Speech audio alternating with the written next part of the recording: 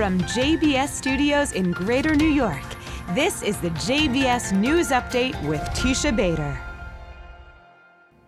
I'm Teisha Bader with the JBS News Update for Thursday, March the 29th, 2018. We open with yet another incident at Israel's security fence with Gaza.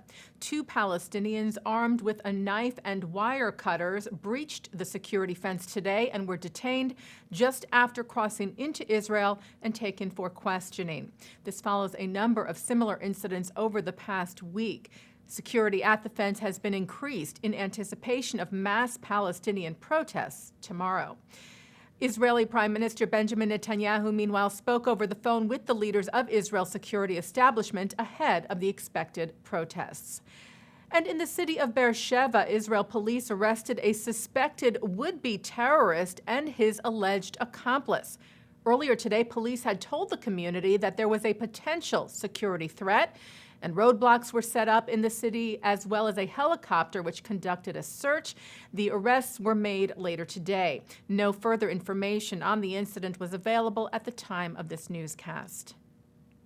Some 10,000 people took part in a silent march in Paris yesterday to remember Mireille Knoll.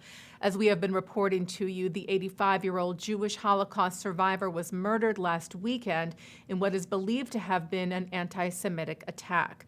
A number of French officials took part in the march, including Interior Minister Gérard Collomb and Culture Minister François Nyssen. Some political leaders in France from the extreme right and left showed up at the march as well, but were turned away. President of CRIF, the umbrella group of French Jewish organizations, Francis Califat, said he had stressed to National Front Party leader Marine Le Pen and far-left leader Jean-Luc Mélenchon that they were not welcome. Telling a local radio station, "I made it very clear. I explained that the high number of anti-Semites on both the extreme left and the extreme right made these parties unacceptable." Le Pen and Mélenchon were booed when they got to the march and left shortly afterwards.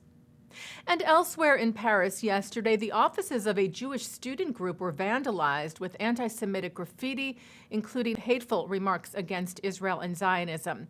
President of the French Jewish Students' Union, Sacha Ghozlan, told the Associated Press that the group's facilities at the Panthéon-Sorbonne campus of the University of Paris were ransacked by what he called radical left-wing students. University President Georges Haddad condemned what he called the odious act and said he would call for an investigation. Minister of Higher Education in France, Frédéric Vidal, said the vandalism was shameful. Well, in another sign of the warming of ties between Israel and Jordan after a diplomatic crisis last year, Jordan has accepted Israel's choice of a new ambassador to Amman. Hashemite Kingdom spokesman Mohammed Momani said yesterday that Amir Weisbrod can start his mission any time now.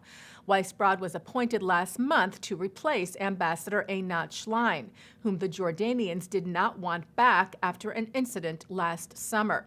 If you recall, an Israeli security guard on the grounds of the Israeli embassy in Amman shot and killed a Jordanian man who attacked him with a screwdriver. Another Jordanian with him was also inadvertently hit by gunfire and died.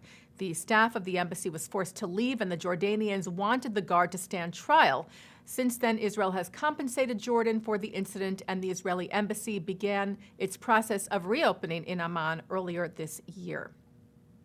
And taking a look now at our programming for tonight on JBS for Thursday, March the 29th. At 7 o'clock, it's Talmud Study with Rabbi Mordechai Becher. At 7:30, Mark Golub talks about the miracle of the parting of the Red Sea.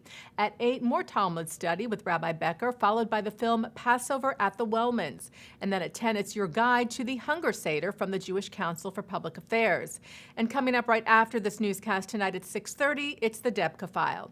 And that's the JBS News Update for Thursday, March the 29th, 2018. I'm Teisha Bader.